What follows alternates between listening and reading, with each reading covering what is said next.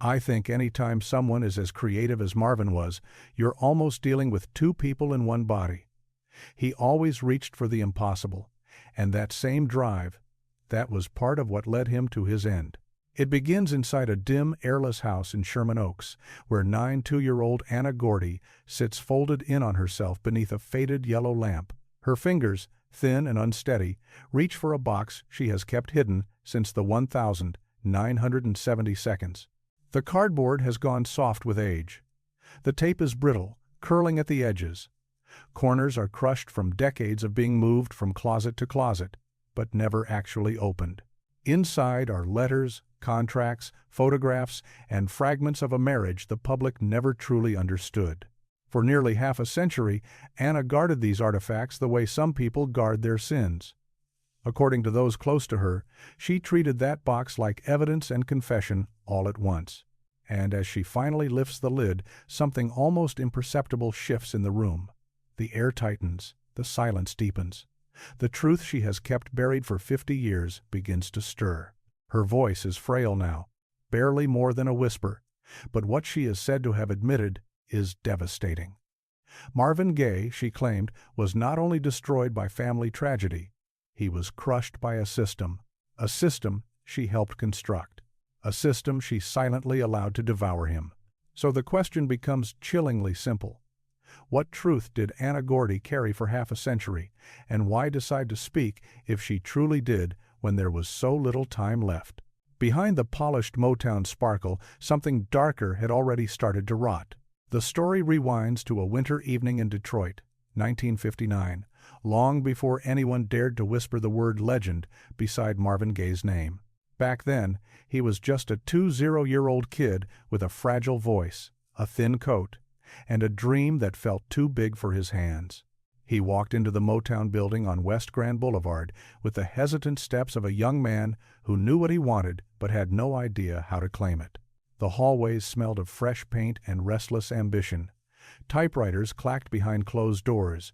Voices bled through studio walls. The Gordy family moved through the building like royalty, and everyone else learned to follow a few steps behind. Marvin wasn't just walking into a record label. He was stepping into a kingdom ruled by a single family. Standing close to the center of that kingdom was Anna Gordy, 37 years old, confident, composed, already sharpened by years of Motown politics. She wasn't merely Berry Gordy's sister. People around the label believed she was one of the quiet architects of the empire. The first time Marvin saw Anna, she was overseeing a photo shoot in Studio A. She stood with her arms folded, rings catching the studio lights, her voice calm but absolute as she gave instructions that were obeyed immediately. Something about the way people responded to her presence made Marvin look twice, and then he couldn't look away. Anna, in turn, watched Marvin with an expression that hovered somewhere between curiosity and recognition. She saw something in him others hadn't named yet, something raw, unpolished, and vulnerable, something she could, in her mind, shape. That was the first thread in a connection, built less on romance and more on power. Over the next few months, Marvin became a familiar figure in Motown's corridors. He rehearsed late into the night. He slept in friends' basements. He borrowed clothes for performances, chasing a sound that hadn't fully formed and a future he barely understood. Anna, however, always seemed to appear at critical moments after grueling rehearsals, after tense meetings. After Berry scolded Marvin for being undisciplined, she would quietly offer advice he hadn't requested, money he hadn't expected, opportunities he felt he deserved but couldn't reach on his own. Gradually, Marvin began to orbit her without realizing he had been pulled into her gravity. Years later, when she was believed to have revisited those memories at 92, Anna reportedly confessed that she had used her influence inside Motown to keep Marvin close, to make sure he remained dependent on her guidance, her approval, her power. By 1960, people inside the label were already whispering. They noticed how Anna seemed to control which rooms Marvin walked into, which producers were allowed to work with him, which projects moved forward, and which quietly disappeared. Sessions Marvin begged for were canceled with no explanation. Sessions Anna endorsed were approved almost instantly. And though Marvin couldn't see it yet, the structure around him was slowly shaping him into something fragile, a man whose career belonged not to himself, but to a network of people directing each step. By 1962, that dependency was nearly complete. Marvin's first check, small, irregular, filtered through Motown's accounting, passed through Anna's hands. She told him she could help manage his finances, and he accepted because he didn't understand the business and believed she did. She began handling his wardrobe, his travel arrangements, even his relationships with certain musicians. To outsiders, it looked like a devoted, hands-on partner supporting a rising star. But according to what Anna would later admit in private, she didn't want Marvin to grow independent too quickly. She wanted him anchored. She wanted him tethered. She wanted him hers. Then came June 1963, the wedding that quietly shook Motown's inner circle. It wasn't grand. It wasn't glamorous. It was small, rushed, and heavy with unspoken tension. Many around the label believed Marvin did not marry out of pure passion. They suspected he married because saying no might put his fragile position at a Gordy-controlled label at risk. The 17-year age gap fueled gossip. The business ties fueled accusations. But Anna didn't seem to care. She believed she had secured something permanent, a bond, a role, a claim. What the public never knew was that the marriage functioned less like a union and more like a contract. Letters Anna was said to have kept hidden for decades, only revealing them close to the end of her life, outlined a disturbing level of control. She allegedly dictated his rehearsal times. She filtered his phone calls. She blocked sessions with producers she didn't approve of. She managed his calendar, chose his wardrobe, approved his spending. She tracked where he went after shows. She made sure Gordy never pushed Marvin too far beyond her reach. And Marvin, already overwhelmed by new fame, responsibility, and the pressure of defining his artistic identity, didn't see the cage forming around him. By 1964, the fractures in his mind were visible to anyone paying attention. Marvin began drinking heavily. He disappeared for nights with no explanation. He shut down in rehearsals, eyes unfocused, voice tight. He wandered Detroit's streets alone after midnight, hands buried deep in his pockets as if he could outwalk a feeling he couldn't name. Some Motown staff believed he was simply depressed. Others thought he was exhausted by the pace of success. But, according to what Anna later confided, she saw it differently. Marvin wasn't just depressed, he was trapped. Trapped inside a relationship that felt like a binding agreement instead of a refuge. The tension reached a breaking point in 1965. Marvin's hunger for creative freedom intensified. He wanted to experiment with new producers, new musicians, new sounds. He wanted to follow his instincts rather than the map laid out for him. But every time he tried to step beyond the structure Anna controlled, something often invisible, always effective, pushed him back. Sessions vanished from the schedule. Studio access was suddenly revoked. His calendar shifted without explanation. The more he tried to pull away, the tighter Anna held on. In private, Marvin began to come apart. He skipped rehearsals. He obsessed over every note, every performance, chasing perfection he could never achieve. He questioned his voice, his worth, his future. He drank not to celebrate, but to numb the suffocation he couldn't put into words. And as Anna would later acknowledge, she didn't try to understand his distress. She tightened her grip instead. She believed more control would stabilize him, that structure would save him. Instead, it pushed him deeper into a torment that would shadow him for the rest of his life. By 1966, the marriage was decaying from the inside. Marvin's eyes carried a constant unease. His movements slowed. His conversations grew shorter. He trusted fewer and fewer people. Anna, still convinced she could mold him into what she believed he should be, refused to recognize the damage she had already done. She kept the letters, the documents, the proof of her control sealed away in a small wooden box. And for nearly 50 years, that box remained closed until she reached 92. Until the world assumed she had nothing left to reveal. Until she was believed to have finally admitted that the marriage the public romanticized had never truly been built on love. It was built on leverage.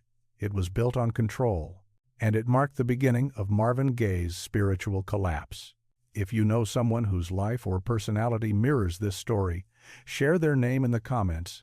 We'd like to explore their journey as well. The one secret meant to keep a marriage from breaking became the weapon that shattered it. It begins in the spring of 1966, inside the Gordy family home on West Boston Boulevard in Detroit. A house where curtains stayed heavy, conversations stayed guarded, and decisions that shaped careers were made behind doors that were never meant to open to the public. Marvin Gaye was 27. Anna Gordy was 48. Their marriage was already straining under the weight of age, power, and control. What had begun as leverage disguised as love was now cracking under its own pressure. And then came the moment where everything crossed a line that could never be undone. They wanted a child. Or at least, the world was determined to see them with one. In Motown, reputation wasn't optional, it was policy. It didn't matter what was real, it only mattered what appeared perfect. A few months later, in September 1966, a newborn boy was placed in Marvin and Anna's arms. To the outside world, it looked like a miracle had finally arrived. Newspapers captured the couple leaving a Detroit townhouse, their faces set in smiles that seemed almost rehearsed. Fans cheered, reporters praised the picture-perfect Motown family. But inside the house, past the camera flashes and congratulatory phone calls, a darker truth had already taken root. The baby was not theirs, at least not in the way the public believed. He was not born from their marriage. And according to accounts that surfaced later, he was not adopted through any traditional agency. The child, who would later be known as Marvin Gaye III, was said to be the biological son of Denise Gordy, Anna's teenage niece, only 16 years old at the time of conception. This was the lie that became the foundation of everything that followed. At 92, Anna reportedly finally admitted the truth she had kept buried for almost 5 decades. The adoption, she said, had been orchestrated within the family corridors, handled quietly, arranged in hush, finalized through Motown's internal influence rather than public procedure. The papers were signed in a back office on Whitney Street, away from Motown's official headquarters. No press, no witnesses, no cameras. Just a closed door, a stack of legal documents, and a man who could feel his life being steered by forces he couldn't fight. Inside the small wooden box Anna kept until her final years, there were said to be smudged legal forms, dates that looked altered, and handwritten notes from a Motown attorney suggesting the adoption should be sealed tightly for the sake of all involved. But the most unsettling piece was a draft of Marvin's signature on a form he appeared not to have wanted to sign. The strokes were jagged, unsteady, as if drawn by a hand shaking with anger or regret. According to what Anna later admitted, Marvin was pressured from all sides emotionally, financially, professionally, into accepting a version of fatherhood that didn't feel like a choice. Through 1967, the psychological fracture widened. Marvin loved the boy deeply, there was never a question about that. But the circumstances surrounding the child's arrival became a wound he couldn't close. Every smile for the cameras felt like betrayal. Every family gathering felt like surveillance. Every time the child called him Daddy, Marvin felt the weight of a life he did not fully control pressing down on his chest. The marriage, already fragile, began to bend under the strain of secrets stacked on top of secrets. By early 1968, people around Motown noticed the shift. Marvin walked through the halls with a heavy, distant stare. He drifted through rehearsals like a ghost. He stayed late in Studio A, long after everyone left, sitting in the dark, staring at the piano as if it held answers just out of reach. Engineers remembered him scribbling lyrics filled with betrayal, suffocation, and quiet rage. Others recalled seeing him pacing the halls with his head bowed, one hand pressed to his temple, whispering under his breath as if arguing with someone who wasn't there. What the public applauded as artistic depth, those closest to him saw as something else. A man unraveling. By late 1969, the collapse inside Marvin was no longer something he could disguise. His drinking intensified. He disappeared for days after shows. He drove through Detroit's empty streets until sunrise, headlights cutting pale tunnels through winter fog. On the nights he vanished, some believed he was trying to escape the Gordy influence. Others believed he was trying to escape himself. The truth, according to those who watched him closely, was simpler and far more devastating. Marvin felt trapped in a marriage that had become a stage set, a constructed image that no longer matched his reality. And at the center of that image was a child he adored, whose origin story had been turned into a lie. Then came 1970, the year Marvin tried to reinvent himself the only way he knew how, through music. He poured himself into songs that would later be recognized as some of his most emotionally raw work, early versions of what people would come to know as "When Did You Stop Loving Me" and "The Shadow of Your Smile." These weren't just love songs. They were confessions from a man drowning in contradictions, torn between loyalty and betrayal, identity and expectation, truth and performance. But nothing could prepare Marvin or Anna for what would unfold in 1971. During rehearsals in Los Angeles that summer, Marvin crossed paths with Janice Hunter, a young woman decades younger than Anna. Her presence hit him with a jolt of possibility. She represented everything he felt he had been denied: youth, choice, autonomy, a clean slate. Their emotional connection sparked at a moment when Marvin was already fractured. For him, Janice was not just a person. She was an exit sign, glowing in a dark hallway. And from the moment he stepped into that new relationship, his marriage to Anna began a slow, irreversible descent. Throughout 1972, Marvin split his life across homes, studios, cities, and women. On paper, he was still Anna's husband. In reality, he was dividing himself into pieces. He felt grateful to Anna for the stability she had once provided, but he resented the control she never fully loosened. He cherished the child she raised with him, but the buried truth about the boy's birth gnawed at him every single day. He was drawn to Janice for the escape she seemed to offer, yet he feared turning her into another dependency, another cage. By early 1973, the collapse was complete. Marvin spent more time away from the Gordy home than inside it. He wandered Los Angeles like a man trying to outrun a shadow only he could see. The secret born in 1966, the child, the lie, the sealed paperwork, the quiet coercion had hollowed him out from within. It pushed him toward decisions he might never have made in a life built on honesty. And the emotional war that followed between Anna and Janice, between Motown and Marvin, between his role as father, husband, and artist, became the foundation of the dark years ahead. In the end, the child was never the enemy. The lie was.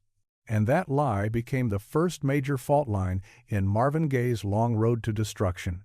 If you know someone whose life or personality mirrors this story, share their name in the comments. We'd like to explore their journey as well. Once the lie took root, everything else began to crumble slowly at first, then all at once. What followed was not just a marriage dissolving, it was Marvin Gaye stepping into a war he never fully saw coming until it was too late. It opens in early 1973, at a moment when, on the surface, Marvin should have been celebrating. What's Going On had already secured his legacy as one of Motown's defining voices. Tours sold out. Newspapers praised his genius. Fans treated him like a prophet. But beneath the applause, something darker was moving. The deception surrounding Marvin Gaye III had not only fractured the marriage, it had carved away at Marvin's sense of self. That vulnerability, according to people who watched the period unfold, created an opening for a far more dangerous conflict, one between Marvin and the very system that had once appeared to protect him. The first sign surfaced in February 1973 during recording sessions at Hitsville West in Los Angeles. Engineers recalled Marvin pacing the studio between takes, staring at the soundboard like it was a battlefield. He glanced at the hallway repeatedly, as if expecting someone to walk in at any moment, someone from Motown, someone tied to the Gordy orbit, someone who had once dictated his course and might try again. He stayed deep into the night, humming melodies under his breath, rewriting entire verses, scratching out lyrics that hinted at betrayal, exploitation, fear. His songs were no longer just art. They were confessions disguised as records. That summer, Marvin moved into a new home in Santa Monica. The distance from Detroit was supposed to give him air, a chance to breathe outside Motown's shadow. Instead, new problems tightened around him. Bills piled up. His dependence on drugs increased. He drifted between bursts of manic creativity and stretches of crippling withdrawal. At the same time, his connection with Janice Hunter, the young woman he had met in 1973 at just 17, continued to grow. Their relationship, as many observed, shattered whatever remained of his marriage to Anna. The more Marvin tried to build a new life, the more Motown, in his eyes, tightened its grip. By late 1973, financial disputes erupted between Marvin and the label. Contracts he had reportedly signed years earlier under pressure, under emotional influence, under the weight of Gordy power came back to strangle him. Royalty statements didn't make sense. Advances arrived late. Money seemed to vanish into what he believed were accounting shadows. To Marvin, it felt as if every attempt at independence was met with unseen resistance. Then came the blow that pushed him closer to the edge. In 1974, Anna Gordy filed legal actions seeking spousal support, financial compensation, and a share of Marvin's future royalties. On paper, to outsiders, it looked like a typical divorce move. But to Marvin, it felt like an extension of the same machine. It was as if Motown, through the Gordy family, still had its hand in his pockets, still controlling his earnings, still punishing him for stepping outside the image they had once helped construct. His mental state deteriorated rapidly. Friends later described him as restless, paranoid, haunted. He spoke less. He slept irregularly. He locked himself in rooms for hours at a time. His drug use escalated until entire days blurred into each other. Even more damaging, however, was the growing conviction that he was being watched, evaluated, assessed. Marvin began avoiding phone calls altogether. He unplugged studio cables at night, convinced someone might be listening in. He canceled meetings without warning. In Los Angeles, he wore sunglasses even long after sunset, hiding eyes that flickered with exhaustion and suspicion. Then, in 1975, everything collapsed at once. Marvin's finances imploded. Debt stacked so high he could no longer pretend it wasn't there. He owed money to almost everyone around him: labels, lawyers, friends, dealers, even family. To escape collectors and pressure he believed was closing in, he fled to Hawaii for months. He lived in hotels under different names, leaving no forwarding address. Locals later recalled seeing him alone on Waikiki Beach at dawn, standing near the shoreline, staring out at the Pacific Ocean with an expression that looked less like peace and more like surrender. Then came the deal that would change everything. To settle his divorce with Anna, Marvin agreed to do something almost unheard of: record an album whose royalties would go directly to her. To many in the industry, it sounded like humiliation. It was whispered about, mocked, held up as proof that Marvin had been backed into a corner. But, according to those who knew him then, Marvin saw the album as something else: his last weapon. His final way of telling the truth, in a world where truth had always been edited or buried. That album became Here, My Dear, recorded in 1977. Here, My Dear was more than a breakup record. It was a war document. Every track was a coded message, every lyric a confession, every groove soaked in pain. Engineers later recalled moments when Marvin stood in the vocal booth with tears sliding off his chin and onto the studio floor. He poured into the microphone the anger he had swallowed for years, the lies he had lived, the control he believed he had endured. And he did all of it, knowing Anna would receive the profits, and knowing she would hear every accusation carved into every note. But instead of bringing closure, the album only unleashed more chaos. Anna was said to be devastated.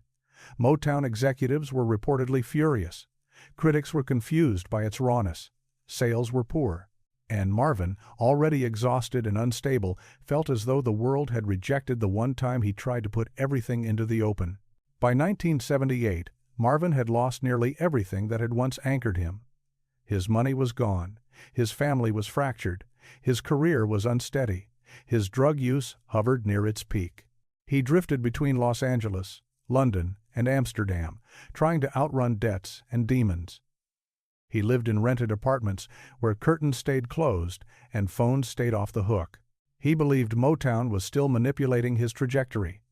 He believed someone in the Gordy orbit wanted to keep him in debt forever. He felt hunted not by a single visible enemy, but by a system that, in his mind, had swallowed his life for almost 2 decades. By 1979, the breaking point arrived. Marvin retreated deeper into Europe, convinced that the only way to stay alive was to stay far away from the industry that had built him. He recorded in fragments. He slept in broken patterns. He trusted almost no one. The voice that had once been Motown's most beautiful now carried the tremor of a man who had stared into the darkness and seen his own reflection looking back. These years were not just a fall, they were a transformation. Marvin Gaye was no longer the polished Motown gentleman in tailored suits and rehearsed smiles. He had become something else entirely, a man at war. At war with Motown, at war with Anna, at war with the truth, at war with himself. And that war was only preparing him for the final tragedy that would come next. If you know someone whose life or personality mirrors this story, share their name in the comments. We'd like to explore their journey as well. When Marvin Gaye stopped running from the industry and started running from himself, the decline didn't begin with an explosion. It began with a silence that followed him from city to city, room to room, long, hollow stretches of quiet that felt heavier than any noise. By January 1979, living in a cramped apartment above the Oekelside Vorst, Voorbehal Canal area in Amsterdam, Marvin had become a ghost drifting through the frame of his own life. The cold Dutch wind rattled the thin windows. Damp crept along the corners of the ceiling. The phone rang and went unanswered. He avoided daylight whenever he could, stepping outside only after dark, wrapped in a long coat that concealed both his shrinking frame and the paranoia tightening inside his chest. According to people who crossed paths with him then, his eyes were distant, unfocused, as if he was listening for something no one else could hear. One pattern defined these years. Marvin kept moving because he believed staying still would destroy him. By the summer of 1979, he left Amsterdam for Ostend, Belgium, chasing the promise of isolation and a chance to rebuild. The house he rented looked out over the North Sea, waves slamming violently against the pier, echoing the turbulence in his own mind. He slept during the day and worked at night. He paced the floors with cigarettes burning to the filter, ashes falling unnoticed on the carpet. Neighbors later said they often saw him standing at the large bay window at 3 a.m., staring out at the pitch-black water, motionless for hours. His weight dropped, his face hollowed. Cocaine became both his crutch and his punishment. And beneath it all was the same pressure that had chased him since the mid-1970s, the financial noose of Motown contracts, the divorce settlement draining him, the debts multiplying faster than he could outrun them. By 1980, Marvin no longer trusted the air around him. In Los Angeles, creditors found him. In London, old associates surfaced with demands. In New York, promoters pushed for refunds for shows he didn't perform. Letters from lawyers arrived thicker than his royalty checks. He began unplugging telephones, insisting his conversations were being monitored. He told friends he heard cars idling outside at night. He slept in different rooms every few days. He avoided streetlights, convinced being seen too clearly was its own kind of danger. By late 1980, he drifted back to Los Angeles, a move he later described in private writings as a mistake. The house on Gramercy Place didn't feel like a refuge. It felt like a trap. The Gordy family was nearby. Motown's presence was everywhere. Every block reminded him of what he owed, what he feared, and what he could not face.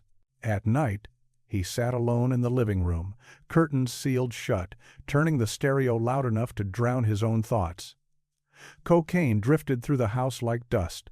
He slept on couches, on floors, often fully dressed, as if he might need to run at any moment. In early 1981, the IRS seized his income. That was when the spiral sharpened. Marvin started to describe his life in terms of battlefields. Not as metaphor, but as reality. To him, the world had divided into enemies, allies, and escape routes. When he moved more permanently into the family home on Gramercy with his parents, his brother Frankie immediately noticed the shift. Marvin installed multiple locks on his bedroom door. Every night, he pushed a heavy bureau against it before trying to sleep. He stopped answering knocks, even when his mother called his name. He hid cash in shoes, beneath carpets, behind picture frames. He told loved ones he believed someone wanted to erase him financially first, so it would be easier to erase him completely afterward. By mid-1982, paranoia fused with anger. Arguments erupted inside the house over noise, privacy, shadows. Marvin insisted he saw moving outside his window. He became hypersensitive to every sound. A car backfiring down the street made him jump. A neighbor's slammed door sent him on edge. He stopped eating meals at the table. Days passed where he did not come downstairs. Cocaine magnified every fracture in his mind, heightening fear, sharpening suspicion, turning the house itself into something that felt like it wanted to swallow him. Then came the incident in San Diego, December 1982. After a show, Marvin became convinced someone was following him. According to accounts from that night, he climbed into the back seat of a friend's car and lay there, refusing to move for nearly an hour until he was sure the street was empty. No one was there. At least, no one anyone else could see. Marvin didn't accept that. To him, the threat was constant, unseen, patient, waiting. By 1983, he looked older than his years. His beard had gone gray, his movements slowed. He often sat on the edge of his bed, elbows on his knees, head in his hands, fingers digging into his scalp like he was trying to hold his mind together by force. He asked Frankie to unplug every television in the house. He tore apart drawers, searching for microphones he believed were hidden inside. He stopped going outside for weeks at a time. The atmosphere in the house thickened, like heat building in a sealed room. The final spiral began in March 1984, when Marvin's already strained relationship with his father turned combustible. Marvin Sr., strict, unpredictable, and long a source of fear and conflict, clashed constantly with his son. The house on Gramercy became a pressure cooker. One man fueled by paranoia and trauma, the other by rigid authority and wounded pride. Arguments escalated quickly. Doors slammed, objects shattered, voices rose and ricocheted off the walls. Marvin, emotionally raw and chemically volatile, responded with eruptions of rage that frightened everyone around him. On March 31, tensions reached a frightening peak. The argument between Marvin and his father was so intense that Frankie would later recall Marvin pacing, shaking, breathing hard like a man who knew a collision was coming and couldn't stop it. Marvin slept barely an hour that night. Then came the morning of the 1st of April, 1984. The house was strangely still. Sunlight filtered weakly through the curtains, dust hanging in thin beams. Marvin's mother tried to keep the peace, moving carefully between two men who had been at war for most of their lives. A simple disagreement over paperwork spiraled into shouting. Old wounds resurfaced. Accusations flew. The kind of argument that isn't really about the words being spoken, but the decades sitting underneath them. Marvin, worn down by years of internal and external war, snapped. He shoved his father. Walls seemed to vibrate with the impact of everything they'd never resolved. His father left the room, shaking not purely from fear, but from something colder and harder. As Marvin walked back toward his bedroom, shoulders hunched, heart pounding, no one in the house fully understood that the next few seconds would end more than just a fight. Marvin Sr. returned with a gun he kept hidden in a closet. He stepped into the hallway. He raised his arm. He fired twice. The sound ripped through the house, echoing down the staircase, freezing everything in place. Marvin collapsed onto the floor of the bedroom he had turned into a bunker for almost 2 years. His last hiding place, now a crime scene. Blood spread across the carpet. His breathing slowed. In that single brutal moment, the chaos that had followed him for a decade, contracts, lies, mounting debts, paranoia, addiction, battles with Motown, battles with Anna, battles with himself, collapsed into silence. Paramedics arrived minutes later. According to reports, he was pronounced dead at 10:01 p.m., one day before what would have been his 45th birthday.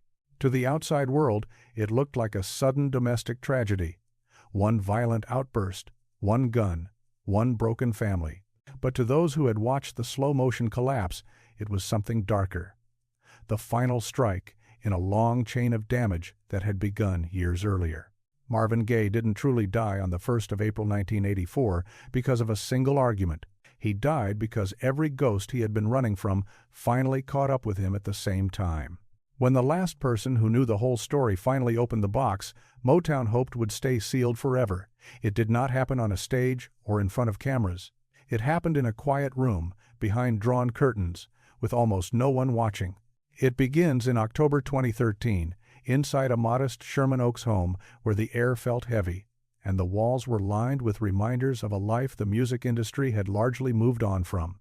Anna Gordy, frail, soft-spoken, and nearly forgotten by the system she once helped shape, asked a younger relative to bring her a box. Until that moment, no one else in the family even knew it existed. She simply lifted one trembling hand and pointed toward a closet she'd kept locked for decades. Inside was a small wooden chest, dark and polished, its edges worn smooth.